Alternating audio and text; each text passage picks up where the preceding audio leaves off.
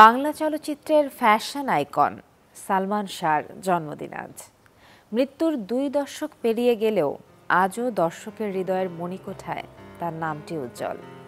কিয়ামত থেকে কিয়ামত, তুমি আমার, অন্তরে অন্তরে, সুজন সখী সহ 27টি চলচ্চিত্র এবং বেশ কিছু নাটকের মধ্য দিয়ে তারুণ্যের প্রতীক হয়ে উঠেছিলেন ক্ষণজন্মায়ী নায়ক। আজ 19 সেপ্টেম্বর তার জন্মদিন। তাকে জন্মদিনের শুভেচ্ছা দিয়ে শুরু করছি কেওয়া স্টিল সকাল 24। শুভ সকাল, আমন্ত্রণ জানাই কেওয়া স্টিল সকাল 24-এ। আজ সাথে আছি আমি তাসনুফা মোহনা। আজ বৃহস্পতিবার 4 আশ্বিন 1431, 19 সেপ্টেম্বর 2024 খ্রিস্টাব্দ। শুভ জন্মদিন নায়ক। শুরুতেই আপনাদেরকে নিয়ে যাব সালমান শাহর বাড়ি সিলেটের সালমান শাহ ভবনে। মৃত্যুর 2 দশক পরেও ভক্তরা এখানে নিয়মিতই আসেন। বিশেষ করে নায়কের জন্ম ও মৃত্যু দিনে ভক্তদের পদচারণায় মুখর হয়ে ওঠে ভবন প্রাঙ্গণ। সিলেট থেকে আমাদের সাথে যুক্ত হচ্ছেন সহকর্মী আজহার উদ্দিন শিমুল। শিমুল, শুভ সকাল আপনাকে। আজ নায়ক সালমান শাহর জন্মদিন 19 সেপ্টেম্বর। এই বিশেষ দিনটিতেই আমরা সিলেটে তার বাড়ি ঘুরে দেখার প্রত্যাশা করছি এবং আমার দর্শকদের উদ্দেশ্যে জানতে চাই যে এখনও তার ভক্তরা সালমান শাহর এই বাড়িতে তার স্মৃতিচিহ্নগুলো দেখতে আসেন কিনা।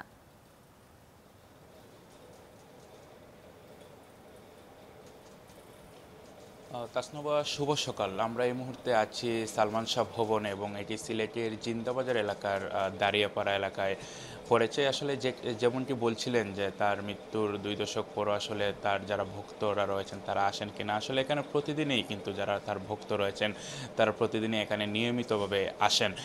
যেহেতু সিলেট একটি পর্যটন এরিয়া, এখানে দেশের বিভিন্ন প্রান্ত থেকে কিন্তু লোকজন আসেন এবং যার কারণে তারা সিলেট আসলেই কিন্তু তাদের প্রিয় নায়ক সালমান শাহর এই বাসভবন কিন্তু তারা পরিদর্শন করে যান। আজকে যেহেতু তার জন্মদিন এবং আমরা এখানে এসে জানতে পেরেছি তার মামা বলেছেন যে 10টা থেকে কিন্তু আনুষ্ঠানিকভাবে খুলে দেওয়া হবে এই ভবন এবং তার যারা ভক্তরা রয়েছেন তারা এসে তার স্মৃতির প্রতি শ্রদ্ধা জানাবেন। আপনাদের জানিয়ে রাখি যে আজকের এই দিন অর্থাৎ 1971 সালে কিন্তু সালমান শাহ এই ভবনটিতে জন্মগ্রহণ করেছিলেন। পরিবারের বড় ছেলে সালমানের কিন্তু আসল নাম শাহরিয়ার চৌধুরী ইমন, তবে ইমন নয়, চলচ্চিত্রে সালমান শাহ নামে পরিচিতি পান তিনি। এবং 1993 সালে কিন্তু কিয়ামত থেকে কিয়ামত সিনেমায় অভিনয়ের মাধ্যমে রূপালী পর্দায় তিনি আত্মপ্রকাশ করেছিলেন। তবে সিনেমার আগে কিন্তু টেলিভিশন নাটক দিয়ে তিনি অভিনয় জীবন শুরু করেছিলেন। সালমান শাহ অভিনীত নাটকের কয়েকটি নাটক যদি বলি, নাম, আকাশছোঁয়া, সব পাখি ঘরে ফিরে, সৈকত, সারস, নয়ন, ইতিকথা ইত্যাদি। নাটকে কিন্তু হাত পাকানোর পরপরই কিন্তু তিনি সিনেমায় অভিনয়ের মাধ্যমে 90-এর দশকের চলচ্চিত্রে রোমান্টিক ঘরানার এক ভিন্ন ধারা তৈরি করেন। তবে তার কেরিয়ার ছিল মাত্র 3 বছরে। তবে এই 3 বছরে তিনি 27টি সিনেমায় কাজ করেন, যার 13টি সিনেমাতে তার বিপরীতে চিত্রনায়িকা শাবনূর জুটি বেঁধেছিলেন। সালমান আসলে যেসব সিনেমায় অভিনয় করেছিলেন তার মধ্যে উল্লেখযোগ্য হলো স্বপ্নের পৃথিবী, তোমাকে চাই, স্বপ্নের ঠিকানা, এই ঘর এই সংসার, আনন্দ অশ্রু ইত্যাদি। এসব সিনেমা দিয়েই কিন্তু আজও অমর হয়ে আছেন ক্ষণজন্মা এই তারকা। আপনাদের জানিয়ে রাখি, সালমানই একমাত্র নায়ক যিনি সর্বমহলে গ্রহণযোগ্যতা তৈরি করতে এবং তরুণদের স্টাইল আইকন হিসেবে প্রতিষ্ঠিত হতে পেরেছিলেন। শিক্ষিত ও মধ্যবিত্ত শ্রেণীর দর্শকদের হলে গিয়ে ছবি দেখার অনভ্যাস কিন্তু তিনি দূর করেছিলেন। তাই সালমান অভিনীত কেরিয়ারে তার 27টি সিনেমায় কিন্তু সবকটি ছিল কিন্তু ব্যবসা সফল। শুধু দক্ষ অভিনয় নয়, সুদর্শন চেহারা আর বিশেষ স্টাইলের জন্য রাতারাতি কিন্তু তিনি দর্শকের হৃদয়ে জায়গা করে নেন। ছেলে ভক্তের পাশাপাশি কিন্তু প্রচুর মেয়ে ভক্ত পান 90-এর দশকের এই ড্রিম বয়। যদিও ব্যক্তিগত জীবনে তিনি বিবাহিত ছিলেন, আমরা যতটুকু জানি যে 1992 সালের 12 আগস্ট তিনি সামিরা হককে বিয়ে করেন। তাদের 4 বছরের দাম্পত্য জীবন ছিল এবং 1996 সালের কিন্তু 6 সেপ্টেম্বর তিনি মাত্র 25 বছর বয়সে মৃত্যুর স্বাদ গ্রহণ করেন। তিনি কিন্তু ঢাকার ইস্কাটন নিজ বাসায় সিলিং ফ্যানের সাথে কিন্তু ঝুলন্ত অবস্থায় তার মরদেহ উদ্ধার করেছিল তৎকালীন পুলিশ। তবে তার মৃত্যু নিয়ে কিন্তু এখনও রহস্য রয়েছে। মৃত্যুর 2 দশক পেরিয়ে গেছে। বেঁচে থাকলে বাংলা সিনেমার এই সুপারস্টার কিন্তু আজ 53তম জন্মদিন পালন করতেন। টাই পেতেন বিশ্বের বিভিন্ন নামকরা যারা শিল্পী রয়েছেন তাদের পাশে। আসলে সব মিলিয়ে কিন্তু সালমান শাহ এখনও সিলেটবাসীর কিন্তু হৃদয়ে আছেন। সিলেটবাসী কিন্তু তার জন্মদিন এবং মৃত্যুদিন কিন্তু সবসময় পালন করে এবং তার ভক্তরা কিন্তু প্রায় তার বাড়িতে এসে বেরিয়ে যান। তো তাসনুবা, সিলেট থেকে আমার কাছে এই ছিল স্বপ্নের নায়ক সালমান শাহকে ঘিরে আজকের এই আয়োজন। শিমুল, অসংখ্য ধন্যবাদ এত চমৎকার করে ব্যাখ্যা করবার জন্য। আমাদের সাথে ছিলেন আজহার শিমুল এবং আমরা ছিলাম সিলেটে সালমান শাহের বাড়িতে। সালমান শাহ সহ আজ জনপ্রিয় এবং পৃথিবী বিখ্যাত কার কার জন্মদিন, চলুন দেখে আসি এক নজরে। 1911 সালের এই দিনে জন্মগ্রহণ করেন নোবেল পুরস্কার বিজয়ী ইংরেজি ঔপন্যাসিক উইলিয়াম গোল্ডিং।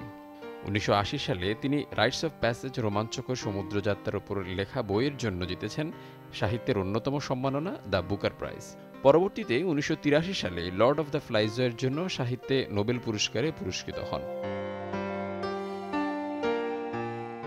1914 সালের এই দিনে জন্মগ্রহণ করেন প্রথিতযশা কণ্ঠশিল্পী সুচিত্রা মিত্র, রবীন্দ্রসঙ্গীতের একজন অগ্রগণ্য গায়িকা ও বিশেষজ্ঞ।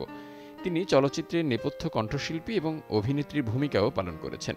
1971-এ বাংলাদেশের মুক্তিযুদ্ধ চলাকালে তার দৃপ্ত কণ্ঠে গাওয়া রবীন্দ্রনাথ ঠাকুরের আমার সোনার বাংলা আমি তোমায় ভালোবাসি গানটি বিশেষ অনুপ্রেরণা জুগিয়েছিল। 1973 সালে ভারত সরকার তাকে পদ্মশ্রী উপাধিতে সম্মানিত করেন। 1934 সালের এই দিনে জন্মগ্রহণ করেন বাঙালি অধ্যাপক, লেখক, গবেষক এবং লোকসংস্কৃতি বিশেষজ্ঞ সুধীর চক্রবর্তী। বাংলার লোকগান, লোকভাষাকে তিনি পৌঁছে দিয়েছেন বিশ্বদুয়ারে। ঔপনিবেশিক গদ্যের ধাঁচকে তিনি সম্পূর্ণ রকম তার নতুন আখ্যান রচনা ধারা দিয়ে পাল্টে দিয়েছিলেন। 50-এরও অধিক মৌলিক গ্রন্থের জনক এই মানুষটির মেধা তার লেখায় তো বটেই, এমনকি ফুটে উঠত তার গ্রন্থের উৎসর্গপত্রেও। 1971 সালের এই দিনে জন্মগ্রহণ করেন বাংলা চলচ্চিত্রের ফ্যাশন আইকন সালমান শাহ। দর্শকের হৃদয়ের মণিকোঠায় তার নামটি আজও জ্বলজ্বলে। ক্ষণজন্মা এই নায়ক মাত্র 27টি চলচ্চিত্র ও বেশ কিছু নাটকের মধ্য দিয়ে হয়ে উঠেছিলেন তারুণ্যের প্রতীক। 1993 সালে কেয়ামত থেকে কেয়ামত সিনেমার মধ্য দিয়ে তার চলচ্চিত্র অভিষেক হয়। 1987 সালের এই দিনে জন্মগ্রহণ করেন আমেরিকান অভিনেত্রী ড্যানিয়েল নিকোল পানাবেকার। তিনি কিশোরী হিসেবে অভিনয় শুরু করেন এবং ডিজনি চলচ্চিত্র stuck in the suburbs, sky high এবং রিড ইট অ্যান্ড হুইপ তার ভূমিকার জন্য বিখ্যাত হয়েছিলেন। তিনি 3টি ইয়াং আর্টিস্ট অ্যাওয়ার্ড জিতেছেন।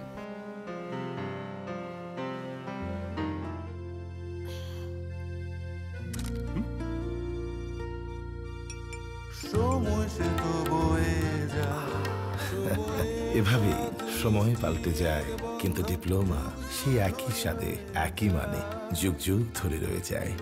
New Zealand dairy, excellence in quality. সেই সাথে আজকের দিনে যাদের জন্মদিন তাদেরকে জানাই শুভেচ্ছা এবং অভিনন্দন। চলুন এবারে সকাল সকাল আপনাদের জন্য হয়ে যাক দৈনিক সংবাদপত্রগুলোর সংবাদ শিরোনাম। পড়ছি সমকাল। সমকালের আজ প্রধান সংবাদ শিরোনামটি হচ্ছে সরকারি চাকরিতে প্রবেশ ও অবসরের বয়স বাড়ছে। আবেদনের বয়স 32, অবসরের 62 বছর হতে পারে।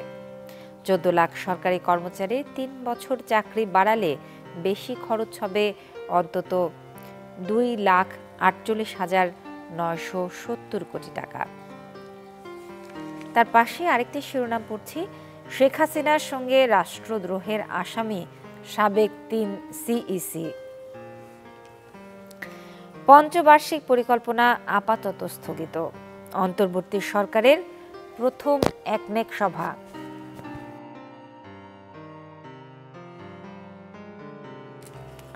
আমরা ইনসার্টে একটি ছবি দেখতে পাচ্ছি। পিলার ও গার্ডারের মাঝের রাবার প্যাড খুলে যাওয়ায় মেট্রো রেল চলাচল বন্ধ হয়ে যায়। কারিগরি ত্রুটির সমাধানের পর রেল চলাচল স্বাভাবিক হয়। বুধবার খামারবাড়ি এলাকা থেকে তোলা একটি ছবি। এবারে প্রথম আলো। করোনার পর ব্যাংক ঋণ নিতে বেপরোয়া হয়ে ওঠেন সালমান। ব্যাংক খাত 8 ব্যাংকে বেক্সিমকোর ঋণ 39,897 কোটি টাকা। শুধু জনতা ব্যাংকে 25,000 কোটি টাকা। করোনার পর নিয়েছেন 12,000 কোটি টাকা। যুক্তরাজ্যে 360টি বাড়ির মালিক সাবেক ভূমিমন্ত্রী সাইফুজ্জামান।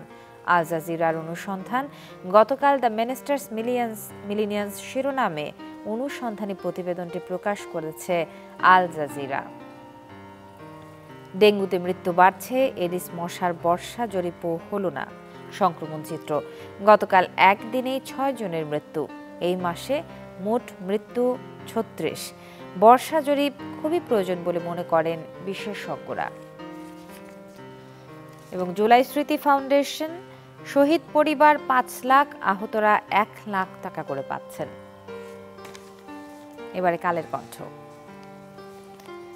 পঞ্চবার্ষিক পরিকল্পনা এখন স্থগিত থাকবে। একনেক সভায় সিদ্ধান্ত, দুর্নীতি ও অপচয় কমানোই সরকারের মূল লক্ষ্য। 1222 কোটি টাকার 4 প্রকল্প অনুমোদন। প্রত্যাহার হচ্ছে রাজনৈতিক হয়রানিমূলক মামলা। অন্তর্বর্তী সরকারের উদ্যোগ। জেলা ও আন্তঃ মন্ত্রণালয় পর্যায়ে 2টি কমিটি গঠন। 31 ডিসেম্বরের মধ্যে মামলা প্রত্যাহারের আবেদন লাগবে। দরবেশের থাবায় লন্ডভন্ড পুঁজিবাজার। 1996 সালে শেয়ার বাজার কেলেঙ্কারি। সালমানের বিরুদ্ধে মামলা 7 বছরেও শুনানি হয়নি। এবং বিআরটি এর নিয়ন্ত্রণে টাইগার আইটি, 13 বছরেও হয়নি দরপত্র।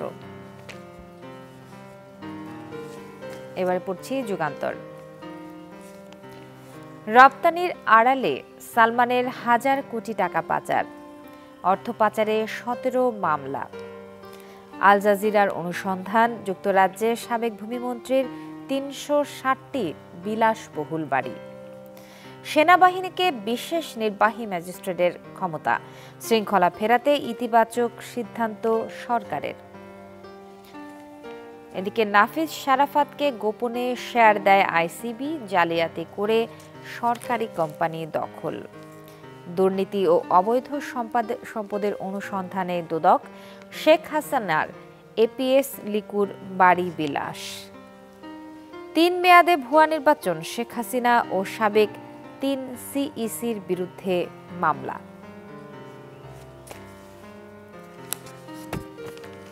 সবশেষে বণিক বার্তা। এবং বণিক বার্তার আজকের যে শিরোনামগুলো,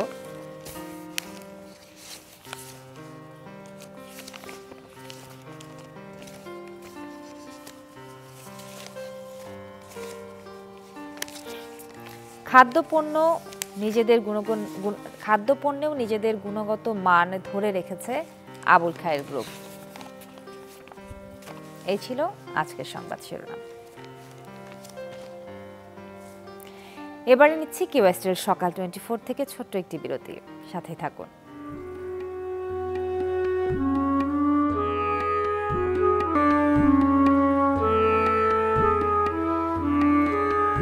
কিউএসটির সকাল 24 স্বাগত আরও একবার। আজ অনুষ্ঠান সঞ্চালনা করছি আমি তাসনুভা মোহনা।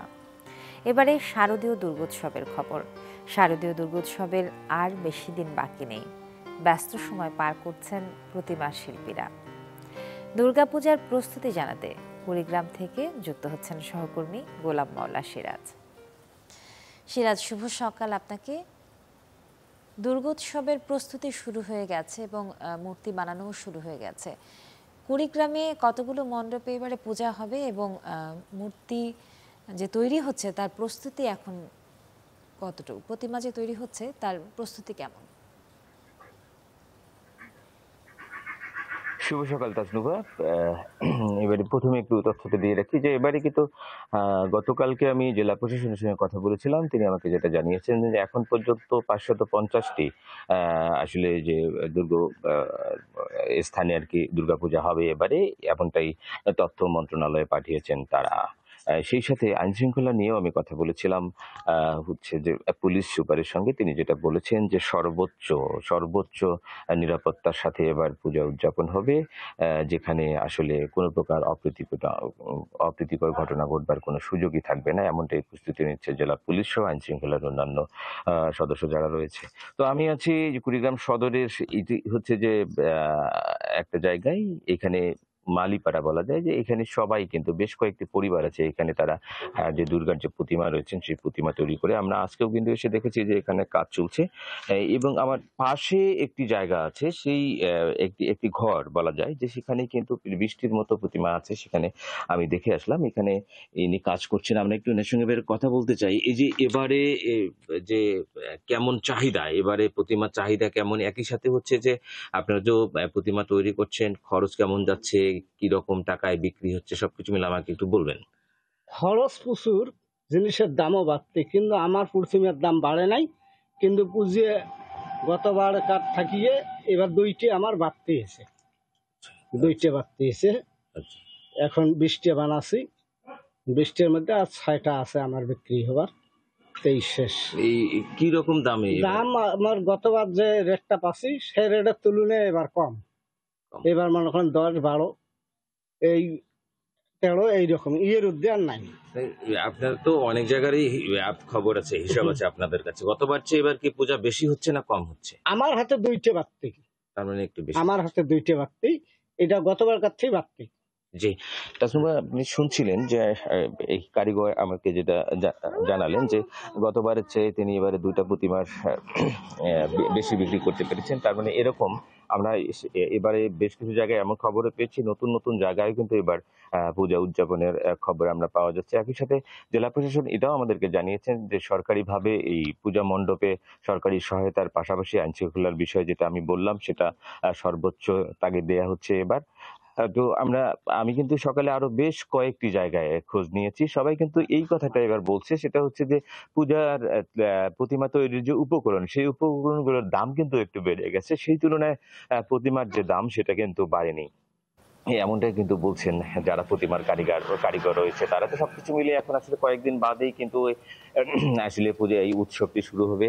সনাতন ধর্মের মানুষদের সেই উৎসবের অপেক্ষায় কিন্তু তারা আছেন। তাসনুভা, অসংখ্য ধন্যবাদ আমাদের সাথে থাকবার জন্য। কুড়িগ্রাম থেকে গোলাম মওলা সিরাজ ছিলেন আমাদের সঙ্গে এবং আমরা জানছিলাম কুড়িগ্রামে দুর্গা প্রতিমা সম্পর্কিত প্রস্তুতির খবরাখবর। এবারে আপনাদের সকলের জন্য আবহাওয়ার পরিস্থিতি। চলুন জেনে আসি গত 24 ঘন্টার আবহাওয়ার তথ্য, সেই সঙ্গে জানিয়ে দিচ্ছি আজ সারাদিনের আবহাওয়ার পূর্বাভাস।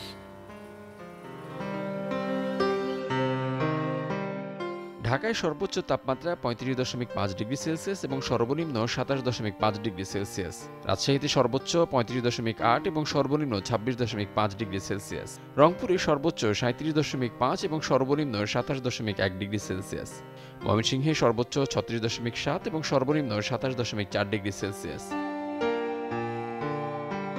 সিলেটে সর্বোচ্চ 37 এবং সর্বনিম্ন 27.5 ডিগ্রি সেলসিয়াস। চট্টগ্রামে সর্বোচ্চ 33.2 এবং সর্বনিম্ন 27.5 ডিগ্রি সেলসিয়াস। খুলনায় সর্বোচ্চ 35 এবং সর্বনিম্ন 26.5 ডিগ্রি সেলসিয়াস। বরিশালে সর্বোচ্চ 35.2 এবং সর্বনিম্ন 26.6 ডিগ্রি সেলসিয়াস। দেশের সর্বনিম্ন তাপমাত্রা তেঁতুলিয়ায় 24.6 ডিগ্রি সেলসিয়াস এবং সর্বোচ্চ তাপমাত্রা রংপুরে 37.5 ডিগ্রি সেলসিয়াস। দেশের সব বিভাগের কিছু কিছু জায়গায় অস্থায়ীভাবে দমকা হাওয়া সহ হালকা থেকে মাঝারি ধরনের বৃষ্টি, বজ্রসহ বৃষ্টি হতে পারে। আজ সারা দেশে দিন ও রাতের তাপমাত্রা প্রায় অপরিবর্তিত থাকবে। কর্ন, মিল্ক, কোকোনাট আর বাটারের দুর্দান্ত কম্বিনেশনে ইয়াম্মি ক্রাঞ্চি টেস্টের পপার। বেশি ফান নিয়ে এখন 25 গ্রামের বিগ ফান প্যাকে। বদলে যাচ্ছে চিরচেনা আফ্রিকার সাহারা মরুভূমির চেহারা। আবহাওয়ার বিশদ পরিবর্তনের কারণে ক্রমেই সবুজ হয়ে উঠছে বিশ্বের বৃহত্তম এই মরুভূমি। স্যাটেলাইটের ধরা পড়েছে এমনই চিত্র। চলুন দেখে আসি এ নিয়ে এবার একটি প্রতিবেদন। বিশ্বের সবচেয়ে শুষ্ক ও নিষ্প্রাণ মরুভূমি সাহারায় দেখা দিয়েছে প্রাণের সঞ্চার। সম্প্রতি স্যাটেলাইট থেকে তোলা ছবিতে দক্ষিণ সাহারা মরুভূমিতে দেখা মিলে উদ্ভিদের প্রাণ পরিস্ফুটনের। নাসার একটি স্যাটেলাইট থেকে তোলা ছবিতে দেখা যায় 2023 থেকে 2024-এ গাছপালার বিস্তৃতি দক্ষিণ আফ্রিকা থেকে বেড়ে উত্তর ও মধ্য আফ্রিকাতেও পৌঁছেছে। জুলাই মাস থেকে দক্ষিণ আফ্রিকা থেকে উত্তরে নাইজার, সুদান, চাদ, লিবিয়া এসব অংশে ঝড়ের সাথে বৃষ্টিপাতও বহুলাংশে বেড়েছে। দ্বিগুণ থেকে 6 গুণ হয়ে গেছে এর আর্দ্রতা। এর সাথে এসব অঞ্চলে বেড়েছে গাছপালা। জার্মানির লিপজিগ ইউনিভার্সিটির গবেষক কার্স্টেন হাউস্টনের মতে এর পেছনে দুটি কারণ রয়েছে। এক, বৈশ্বিক জলবায়ু এল নিনো থেকে লা লিনায় রূপান্তর, আর দ্বিতীয় কারণটি হচ্ছে ইন্টারট্রপিক্যাল কনভার্জেন্স জোন। মোট কথা, বিশ্ব যত উষ্ণ হচ্ছে তত বেশি মরুভূমি সবুজ হচ্ছে। নেচার জার্নালে প্রকাশিত গবেষণায় দেখা গেছে জীবাশ্ম জ্বালানি দূষণে কার্বন ডাই অক্সাইড বৃদ্ধি এবং তাপমাত্রা বৃদ্ধির ফলে আগামী কয়েক দশকে মরুভূমিটিতে সবুজায়ন আরও বাড়বে। তবে এই মরু সবুজায়নের সাথে বাড়ছে ভয়াবহ বন্যার আশঙ্কাও। এবছর অন্য সময়ের তুলনায় 400 থেকে 600% বেশি বৃষ্টিপাত হয়েছে। আফ্রিকার বিভিন্ন অংশে প্রায় প্রতি বছর দেখা দিচ্ছে ভয়াবহ বন্যা। এবছর চাদ, সুদান, নাইজারে বন্যায় প্রাণ হারিয়েছে বহু মানুষ। ইফশিতা জামান, চ্যানেল 24। এদিকে গলে যাচ্ছে বরফ যুগের অন্যতম নিদর্শন স্ফিংস। বৈশ্বিক উষ্ণায়ন ও জলবায়ু পরিবর্তনের বিরূপ প্রভাবে যুক্তরাজ্যের বিখ্যাত এই বরফখণ্ড আগের সব রেকর্ডকে ছাপিয়ে টানা চতুর্থ বছরের মতো এই বছরও গলতে শুরু করেছে। এরই মধ্যে আকারের 1/3 হারিয়ে ফেলেছে এটি। চলুন দেখে আসি এ নিয়ে এবার একটি বিশেষ প্রতিবেদন। ঐতিহাসিকভাবে যুক্তরাজ্যের সবচেয়ে দীর্ঘস্থায়ী বরফখণ্ড স্ফিংস। প্রায় বছর জুড়েই থাকা এই বরফ অতীতে সহজে গলত না। তবে বৈশ্বিক উষ্ণায়ন ও জলবায়ু পরিবর্তনের বিরূপ প্রভাবে স্কটল্যান্ডের বিখ্যাত এই বরফখণ্ডের গলন ত্বরান্বিত হয়েছে। গেল 2 দশকে যা ঘটছে সবচেয়ে বেশি। গেল 300 বছরে বরফখণ্ড গলেছে 8 বার, এর মধ্যে গেল 20 বছরেই গলেছে 4 বার।